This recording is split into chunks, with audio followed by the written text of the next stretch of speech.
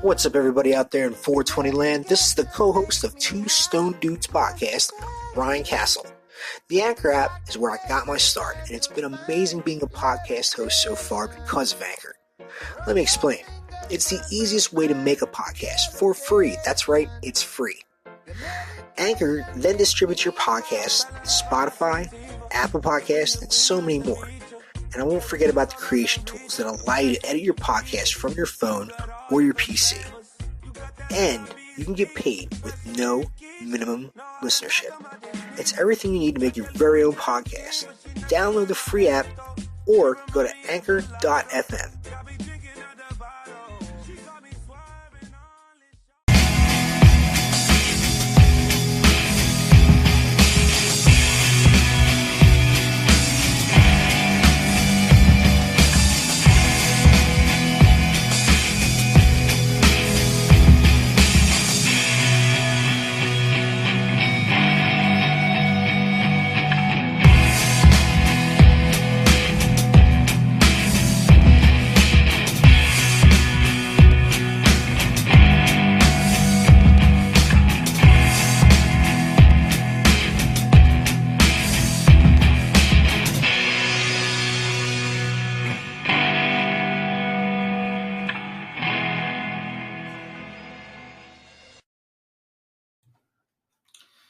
This is a word from our sponsors, ladies and gentlemen. If you want clear, clean, concise, and precise-looking products, look to Penza Welding Fabrication. No job is too small. They can be reached at 856-212-7439. Once again, that's Penza Welding and Fabrication, 856-212-7439. If you're looking to move to Arizona, or if you're in Arizona and you're just looking to make a switch of scenery, call the Smoking Realtor, Peter Castellucci, at 623-208-3577. Once again, that's 623-208-3577. Rob, guess what the Smoking Realtor does? What does he do? Mondo, you take a guess? Yeah, he brings a big barbecue. What? Yeah, that's right. He takes a big old barbecue that he attaches to his pickup truck over to your home and provides food for you and all the neighbors after you purchase a home. The home that I'll just get? Yeah. Oh, I'm getting a house tomorrow. I'm telling you, man, it's the place to go. He's the guy to talk to. He can also be seen on Instagram and Facebook under the Smoking Realtor. Ladies and gentlemen, once again, I'm going to pose one more time for clear, precise, and clean products. I like those things. From Penza Welding and Fabrication. 856-212-7439. What's that number again? 856-212-7439. All right. Cut. Do it.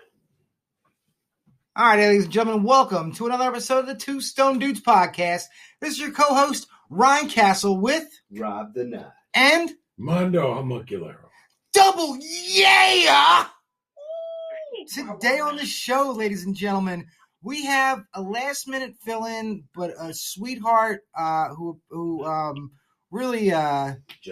a gentleman and a scholar. This is take two, by the way. We like to keep it organic, and I'll be the first to admit that we just had an hour-long conversation, and it got all screwed up because I was the one that decided to press the wrong buttons on the soundboard, and the mics didn't record anything. So Unbelievable. yeah, that's the shit that happens to me, though. That's what happens when I'm stoned, man. You know. There you go. That's stoner shit. It's all good. So I'll take full responsibility for it. We ain't going. Anyway, all right, Mr. Steve D, thank you so much for being on the podcast. We really appreciate it. Thank you. First, for the second time in the same day. For the second time in the same day, yes. Thank you so much. That's right. We want to say first off that you are an author and a musician, and and you also live with cancer as well. Correct. Oh, that's true. You support the use of cannabis, correct? Absolutely. I'm all for it. I'm so thankful to see it's happening. Okay. Talk to us about the oil that you take. Okay. Well, I've been taking, I got my diagnosis October 18th of 2018 of 90 Days to Live. and stage 4 liver cancer. And at that time, I had some friends that I reached out to that are in the that's the industry that they're in is patient caregiving. And so they right away they started manufacturing the RSO for me, the Rick Simpson oil, and they had me first of all watch a little documentary on YouTube called Phoenix Tears, and it showed a government film from the 1960s. The war on drugs and the war on cancer got rolled out by Nixon the same summer or the same year or whatever. Mm-hmm. So all these scientists are discovering the war on cancer and war on drugs, and they find out that the marijuana is curing cancer tumors. Wow. But they squash it. Okay. And this fella in Canada, Rick Simpson, he happened to hear about it before it got squashed because it came out in the news and then it got squashed. And then once he retired in Canada, he started checking into it and started manufacturing it himself. And the video that I watched from the U.S. government showed a cancer cell in a petri dish with the RSO, the Rick Simpson oil, introduced to the petri dish, and the petri the RSO just goes up to the cancer cell and tells it to fuck off. It just gets annihilated. That's an aggressive order right there. Yeah, it's taking Nice. care of business. And so I've been taking that faithfully for a little over 2 years now to decrease the tumors. Not to make the cancer go away, but to decrease the tumors. Wow. And it also helps with pain, the RSO, and then I do CBD as well too, for sure. Oh yeah, I'm right up there. Nice. At least he gets some type of control over it. Right. At least they have some kind of control over it. Yeah. How did you feel when you heard the Prop 207 passed? Oh, I really wasn't sure what it really meant, because I hadn't really checked it out. And then when I looked into it, I thought, well, shit, this is just great. I'm so happy, that finally my state that I've been living in since the 60s has finally come around and, joining the rest of the planet, so to speak, or right. some other open-minded people. And I don't know, I was very happy. I'm very, very happy, and the people who worked so hard to make it happen. And I'm sure there's been a lot of people that have been at this job for years trying to make it pass that have passed away. They don't even get to see the fruits of their labor. Right. Right. I think the cool part about the bill is that the fact if you had a nonviolent drug offense that's now it can be expunged off your record. That's awesome right there. Yeah, I caught a little bit about that too, and I think that's just way cool. There's so many people that just got charges for just medical marijuana. That was not medical marijuana, but just weed. That was my first arrest. Was just a couple of roaches back in '73. Right. We had a guy on the show who was going to prison like 2 days after we had him on the show. He sold an undercover cop a cartridge. Excuse me. And he kind of got goaded into it.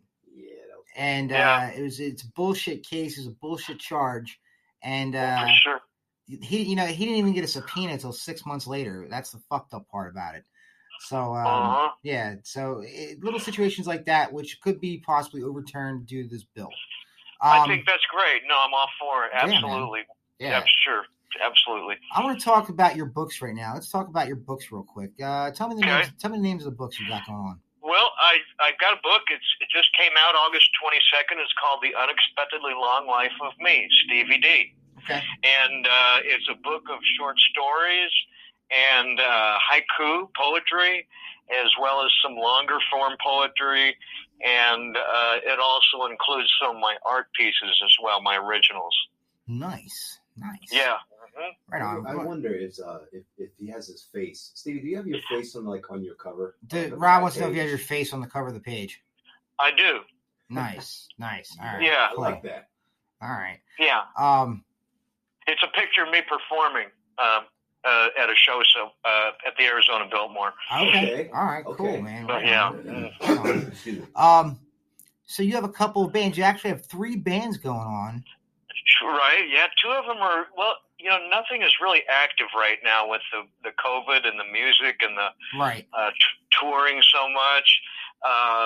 So yeah, there's one group, Glass Heroes, I've been playing with since '91. We started back in '91, and the last time we played was this past January for Memorial benefit show here in town for a fellow musician who passed away.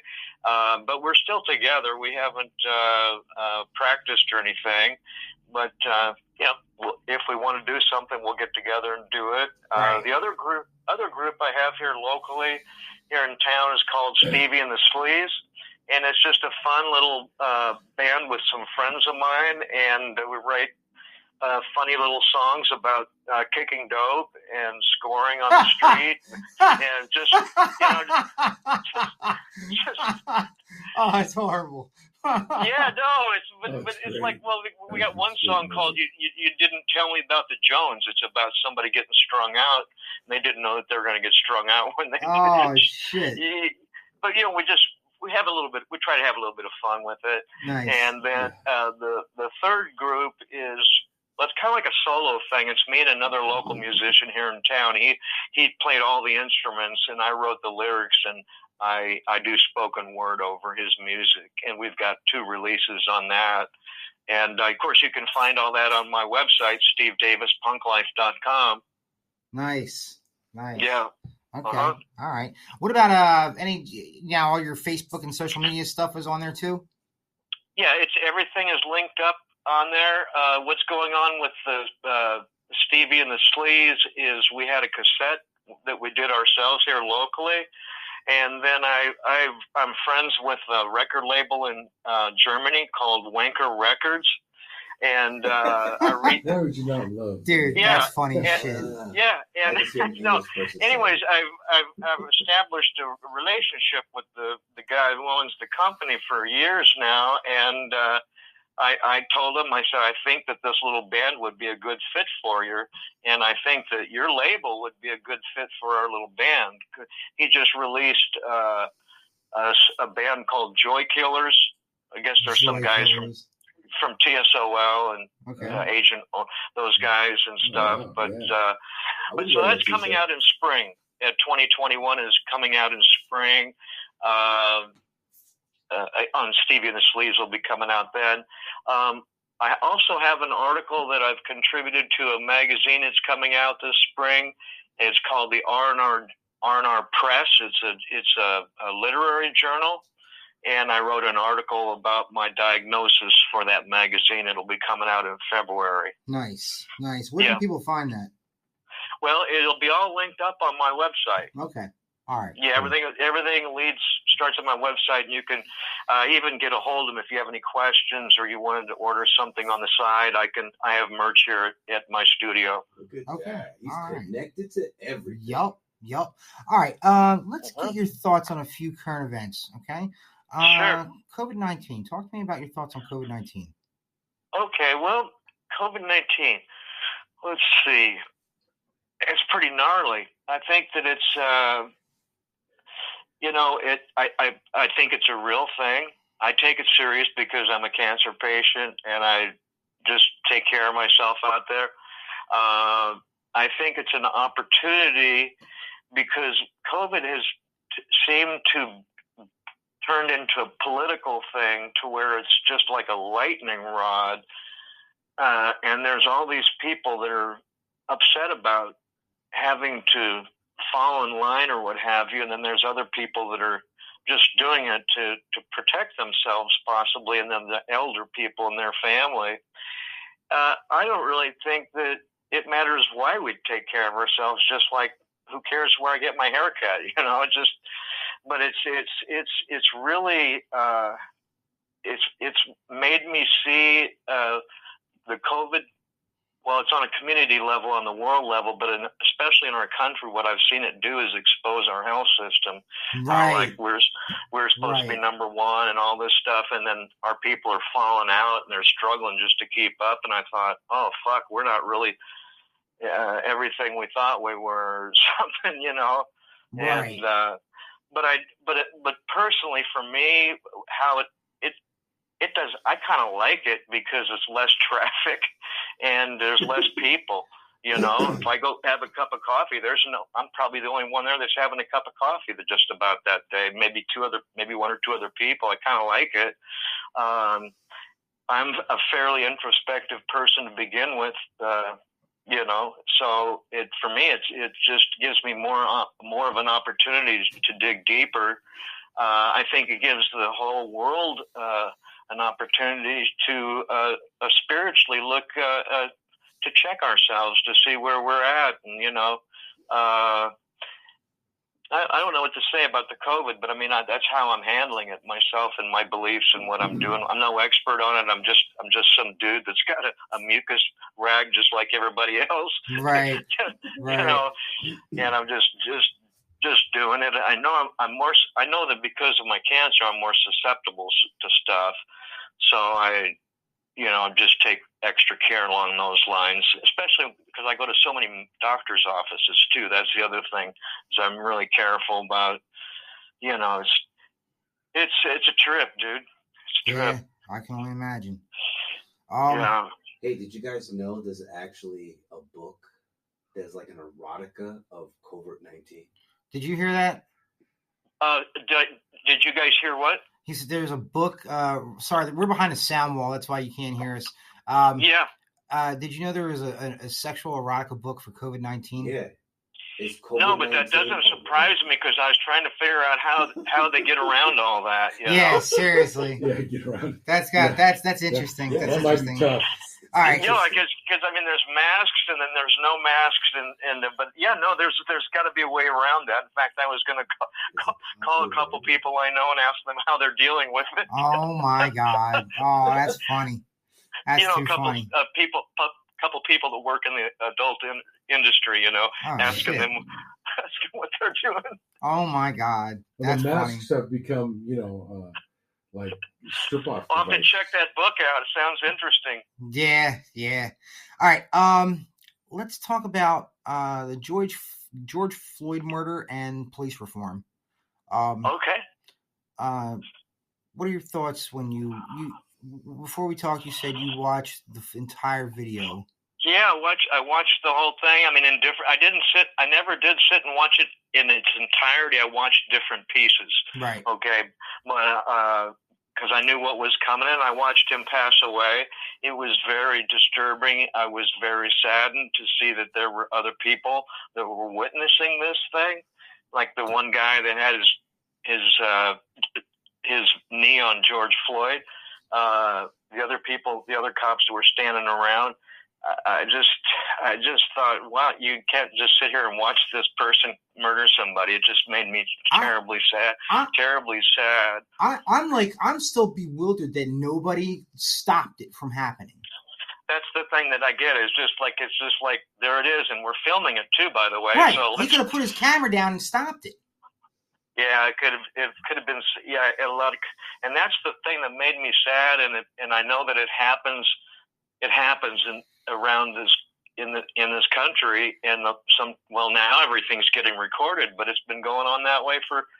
Those things have happened for so long. It just makes me sad. And as far as any reform goes, I do think that there should be. I don't know if the cops get like a bunch of money every year, and then they can buy guns and do what they want to, but I do think that maybe some of the money should be spent on different methods of approaching people that might be in some states of mania or a drug-induced,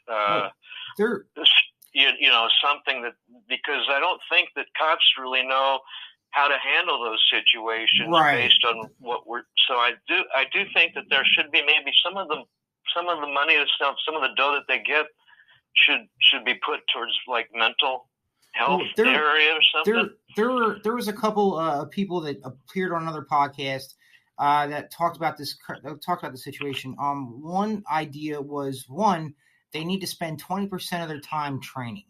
They don't train enough. Navy SEALs spend way more time than that training. You know, a canine dog has more training than a cop does sometimes. Right. You know? And secondly, as we talked about before, as somebody else said, at least everybody be a purple belt in jiu-jitsu or judo or something, some kind of martial arts where involved. Street. Right. Mm-hmm. And so that way they know. So that way they know what it's like to be tapped out. They know the right amount of pressure to put on somebody before it hurts. I agree, and there should be training, and then there should be retraining, and there should be advanced training, and all those things. Yeah, I totally am for that. You know? Right. Tell me, let's get into the crazy questions, okay? That's what I call them. Crazy questions. All right, the fun stuff. Okay. Thank God. All right. Do you believe in conspiracy theories? Of course. Okay. What conspiracy theory do you believe in the most? That could possibly be reality. I think that the one that comes to mind for me is the Kennedy assassination. Okay. That's to me that's a big conspiracy. I don't know. I think there was more than just the one guy that they caught. I think there were other people, and he might have been used as a dummy. Possibly. I think that there was more than one shooter also. And this is just based on my life experience and meeting people and talking and reading and things. And then also I've seen some pictures, old black and white pictures from Dallas on the kill day of one of the Bushes. I think it was the senior Bush. W. And he's just like a congressman, but he's hanging out in Texas that day. Of course, he's from Texas, right? Right. So, but that's to me the biggest one. I really don't. I think there's a lot of people that probably wanted him gone, and I think it might have been foreign people. You know, from another country, possibly. Quite possibly. Yeah. What are your What's that? The CIA? You think? Mm-hmm. Okay, Rob thinks it's the CIA. Anything's possible. Yeah, I think it might have been the mob and Rob, the CIA. Mondo thinks it's the CIA and the mob. Yeah, working together. Yeah, she used to crib notes. Like she'd be at a table with like Henry Kissinger and like Sinatra and something, and she'd be like taking all these notes. So the reason she took notes is because she wanted, in case somebody asked her a question, she wanted to appear like she knew what they were talking about. So those guys were worried about all her notes she was taking. That's another thing too, because she was cribbing notes just to help herself to converse at the table, you know. Right. All right. What do you think is in Antarctica? Well, I think in Antarctica, what there is like it's like a little space. I don't know longitude and latitude, but it's probably got a flag on it. Okay. I don't really know that there's anybody that lives there, or. Well, did you ever hear about the Nazi expedition? I vaguely I've heard of something about that, but I can't speak on it enough to follow through with it. That's like the biggest one. The biggest conspiracy theory about Antarctica is there's a secret Nazi base there. Okay. Yeah, that's anything's possible. What about have you heard about the conspiracy theory about Hitler still being Hitler where to die in South America? Right. Yeah, I think that's a possibility. Why not? Anything. Well, in Argentina, they have this whole town that's German. Right. I read about that. They're all German. Yeah. They got blonde hair and blue eyes. Yep. And they speak German. Right. And that was started by the Nazis that escaped on submarines. Apparently.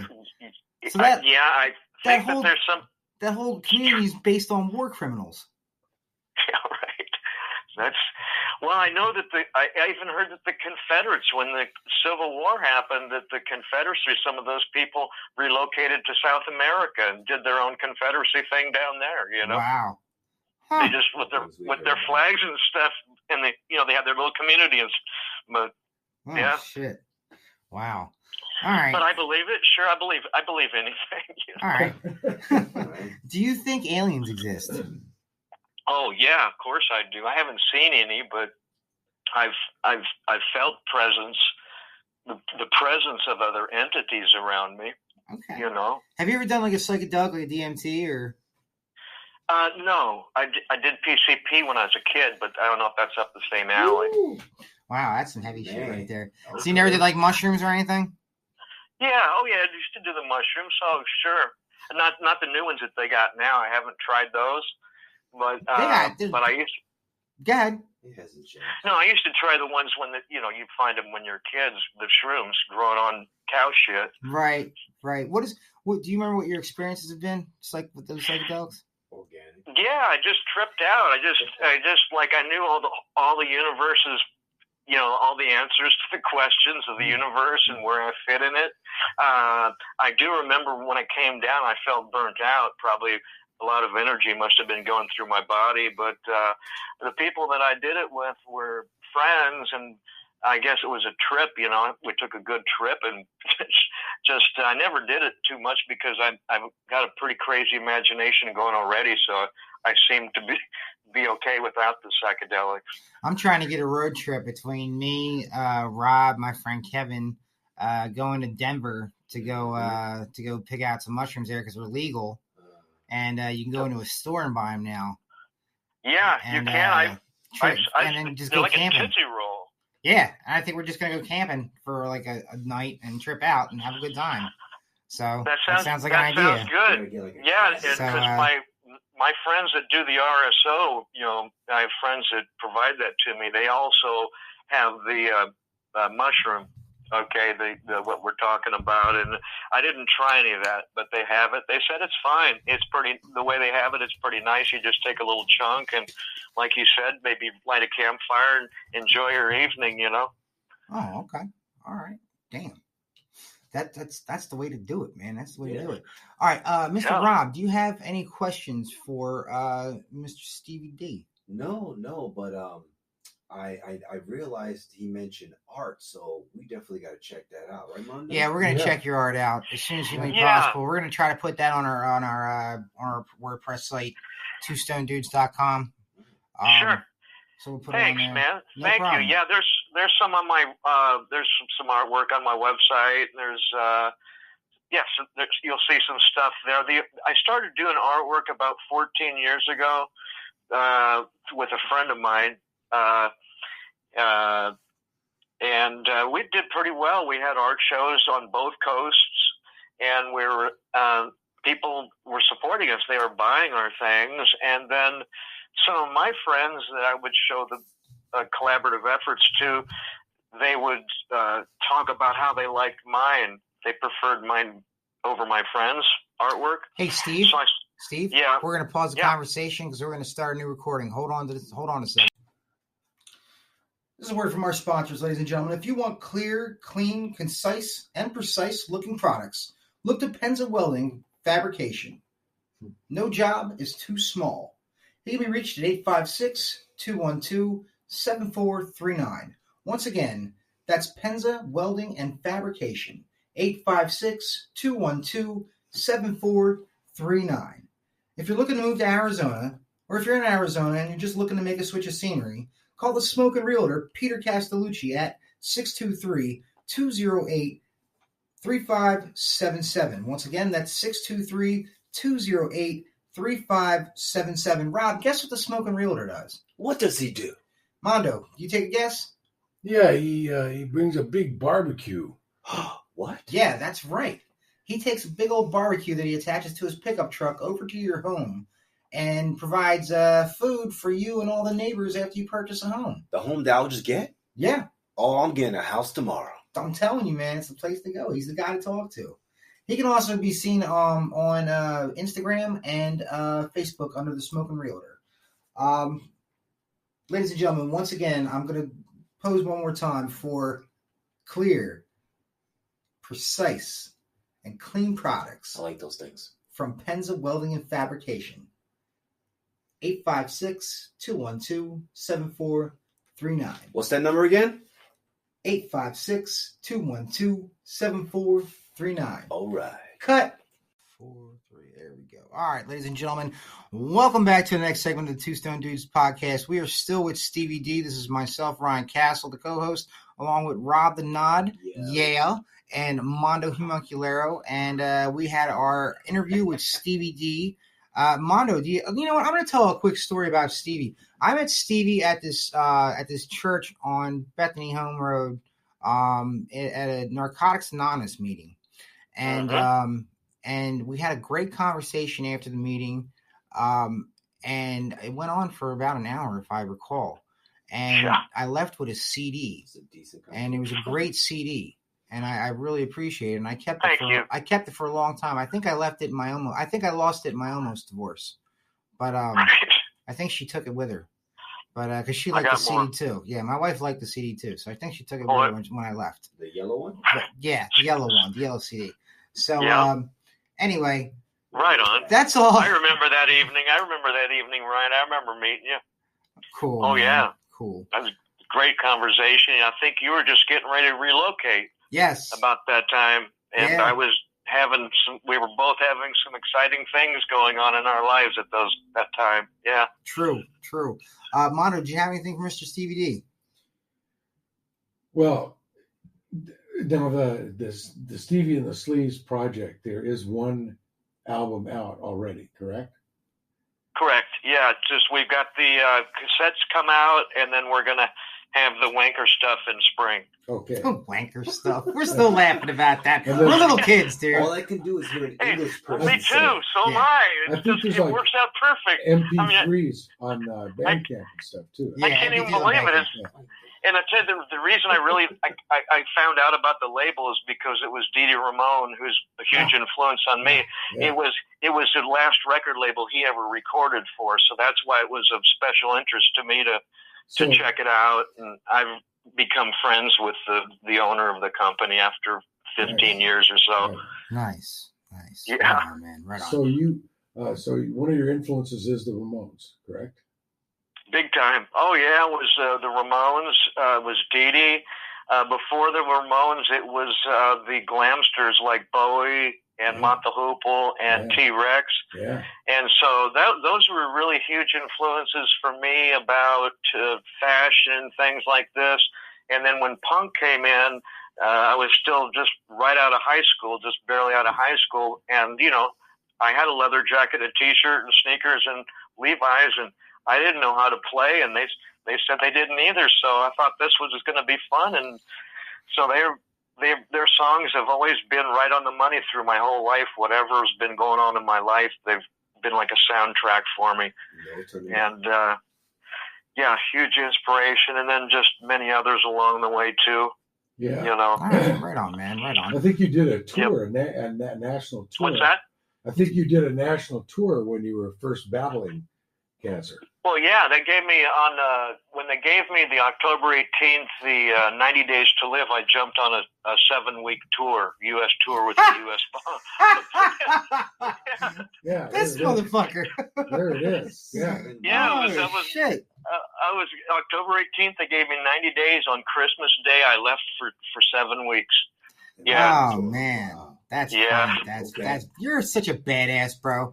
Well, listen, man, we're gonna cut this interview. Thank you so much for your time and effort. We greatly appreciate it. Thank you for Take Two. I can't believe you put the same amount of effort into it. We really, really appreciate it, brother. No, man, I love it. It's so fun for me. Thank you.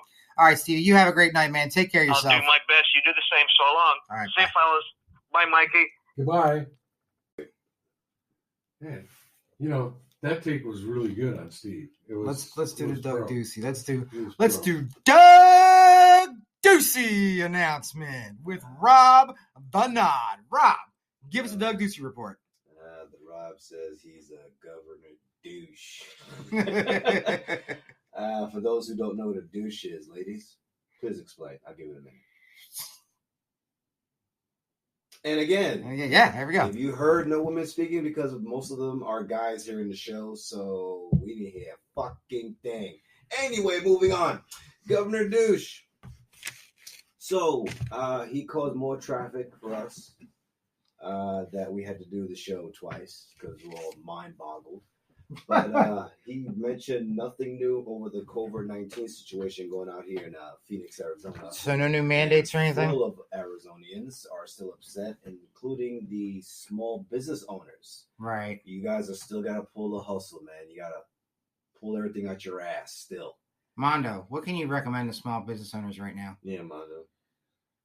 You've got to keep going. Yeah, just hold on, right? We got to keep going, and we got to pressure our people in the government to get us relief funds.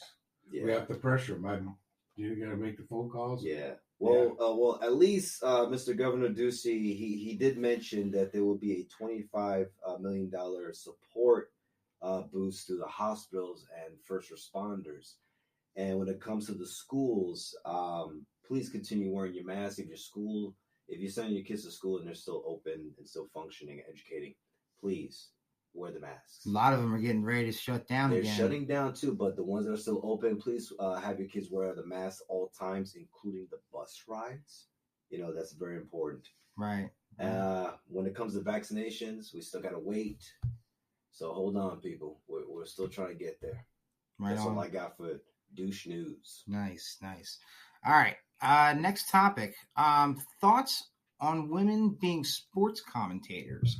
Online, when you watch the Cardinals games, it's two women doing sports commentating. Now, the argument has been, well, because they're women, that they don't know anything about the sport, and they shouldn't be sports commentators. But I also put out that there's guys that have never played the sports but are also sports commentators and just went to broadcast journalism school. Well, they read shit. And my personal opinion is, I like it better when a guy who has played the sport is doing the commentary because he knows what the fuck he's talking about from firsthand experience. Mm-hmm. And he can give you from that point of view that the broadcaster can't. Mm-hmm. You know what I mean? Like wrestling matches, per se. I mean, there's been some great broadcast journalists as far as wrestling is concerned, like Jim Ross and Tony Schiavone. Yeah, they put it out there. I'll tell you what, when they add a wrestler in the mix, it really makes it better. Like Jesse the Body Ventura always accompanied Gorilla Monsoon or always accompanied Vince McMahon, and then when they had Gorilla Monsoon and Jesse Ventura, who were two wrestlers announcing, it made it that much better.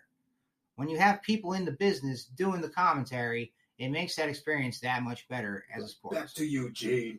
Right, seriously. I love it. Anyways, let's talk about the this other sports decision that got made to have an all-black referee squad. Claiming that it's promoting diversity. How is that? Right. To me, it's actually exclusionary, if you think about it. How is just having a squad of all African Americans diversity? I don't know. Well, with women coming into sports, I'm cool with that. Say your piece, do your thing, do your job, start your career. I'm all down. Wonder Woman all the way. But when it comes to these guys and they're all just like straight African American, I got no problem with that. But just to exploit it right thick and then right there, that's how it's going to be. That's wrong. Is this been an issue? Has this been an issue that there's not enough? I mean, has there been an issue that there's too many white referees or some shit like that? First off, most people hate referees anyway. They ruin the fucking sport. Okay, well, when you look at jockeys, are they all just small white guys? Or yeah, pretty much. I've never seen a tiny black guy. There's no little. There's a lot of Latinos. Yeah. Really? Oh yeah. Well, usually, the short guy, big dick. So that's it. Right. They got no problem with that. Right. Pogo stick right. dick. Right. Fucking tripod. Yeah. Why are we talking about a dude's dick, on bro? that shit. Anyway, how do we get to that? Latinos Motherfucking two Stone Dudes podcast. I swear to God. You mentioned a whole group of just straight black guys as refs. Okay. Right. That's interesting. All I can see is, what about the NBA? You know what I'm saying? I don't know I don't remember who they were talking about. I just meant an all-black basketball team. Or just only... almost every basketball team's black. Globetrotters. We're all... Well, there's like one or two white... Okay, hockey. There's only 3 black goalies? Right. Okay. What if an Asian guy wants to... I just think that's a lack of interest when it comes to hockey. Probably is. I say if you can't be in the football... Dude, hockey's golf on ice. I'm just saying, You ever get slammed into a Yeah, wall? I played hockey, dude. Okay. Yeah, I know. It's like. Which one's worse, from a Hockey, body slam definitely. or a Right. mat? I don't know. I or don't play. ice? I tried playing golf. I was horrible at it. It was more embarrassing when I was drunk and trying to play golf. Yeah. I played rugby. I can get hit and still look like a man. Rugby is I great. clothesline plenty of people. Bro, I can get hit in the great, hockey yeah. rink and bleed like a man. But when you when you fucking slice a ball into your dad's ass because you're too fucking drunk to play the goddamn game, that's embarrassing right there. Got good dental. No. Well, No. all blacks refs, that's very that's deep to me. Yeah, That's it's Well, a is weird this It thing. can be intimidating for some. Was that for football? I don't remember what sport they were talking about. It might have been That's football. what I'm wondering. What sport? It would make sense. Football. Oh, Rob, look that shit up, Rob. I know, Somebody look it up. Mondo, look it up. Look it up real quick. Okay, hang on. Let's find out about this. I don't know what my phone is. Shit. I know. I'm asking you guys to look at my phone right in front of me. I'm just being a lazy fuck. I'm ready to do another dab. Smoking dude. over there. I know, man. dude. I haven't done it yet. Dabbing. I've been thinking about it. Mhm. I've been thinking Yeah, about it's football. It's It's NFL. football. it. NFL? Okay. The first all-black NFL officiating crew Uh-huh. was to work Monday Night Football last. Was that night before last? Monday night. Wow. All really? black refs, yeah. Well, you know what? The females should come back with having rollerball come back and have a male commentator. Say what? Yeah, because he ain't gonna Roller know derby? shit about. Yeah, I love roller derby, Isn't man. that great? Did you Oh, ever go roller out- derby. My ex-wife used to do that shit, dude. Yeah, Yes, she did. so was mine. When I Are lived you in St. serious? Louis, yes. Wow, Look at the both of women our we date, ex-women, dude. What the fuck is because wrong they with were us? badasses at the time. You know what? I could have done. That's why I don't have a badass as a girlfriend right now. My girlfriend's fucking sweet and awesome. Some women will approach you like, "What the fuck you looking at?" I'm like, "You." No, like, and I'm like, "I don't know. Let's go take this for 3 more hours down the bar." All right, then let's go. Boom, I'm on the day. I was a big aficionado. Yeah, Of roller derby. Yeah, every week I used to go. I used to Didn't watch you and the DJ used to go shows. together? Well, DJ, a lot of us went. I took my kid down there, my nephew with me, my niece. Yeah, more people go to the roller derby than to my wrestling Well, matches. there's actually, I know when I lived in Mesa, there was a couple of small roller girl groups. They used to go to the ring, and they had their time. I used to just, I'm like, "Yeah, I want some chips, cake." I got Kool-Aid. I used to go to the bouts. They call them bouts. Bouts. And it's bank track, so it's fast track shit. Uh, They're slamming and ramming and jamming. And there's this one little gal that I really like. She got there pretty good friend of mine. Her name was Satan's Little Helper. that's Oh, I heard about her, bro. Raquel. I heard some shit Yeah, about her. Yeah, Raquel. Wow. Yeah, Avila. she's got some sexual things going on, bro. Oh yeah. Let me tell you about her. My ex-wife told me a lot about that woman. Really. Anyway, yeah, Yeah. she's a hot Sounds like mess. this should be But I don't know if she's still doing it. I think I even got a picture of her on my Facebook. Yeah. She's not. I don't. She's skating anymore. Right. No. I think she. Anyway, we should probably, I don't know. But so let's wrap it up, guys. I think we had a great episode. We had a great interview, and we Yeah. had a great discussion on current events and True. topics that we liked. So let's end it. Ladies and gentlemen, for Ryan Castle, Rob denied. Mondo Homuncularium. this is Two Stone Dudes Podcast. Thank you for joining us. We will see you next Friday. We will see you this Friday. Yeah, this Friday. Yep. Payday. Man. That's it, baby. This is a word from our sponsors, ladies and gentlemen. If you want clear, clean, concise, and precise looking products, look to Penza Welding Fabrication. No job is too small. He can be reached at 856-212-7439. Once again, that's Penza Welding and Fabrication. 856-212-7439. If you're looking to move to Arizona, or if you're in Arizona and you're just looking to make a switch of scenery, call the Smoking Realtor, Peter Castellucci, at 623-208-3577. Once again, that's 623-208-3577. Rob, guess what the Smoking Realtor does? What does he do? Mondo, you take a guess? Yeah, he brings a big barbecue. What? Yeah, that's right. He takes a big old barbecue that he attaches to his pickup truck over to your home and provides food for you and all the neighbors after you purchase a home. The home that I'll just get? Yeah, Oh, I'm getting a house tomorrow. I'm telling you, man, it's the place to go. He's the guy to talk to.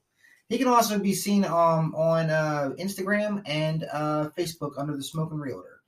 Ladies and gentlemen, once again, I'm going to pose one more time for clear, precise, and clean products. I like those things. From Penza Welding and Fabrication.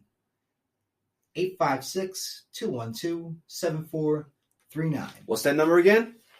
856-212-7439. All right. Cut.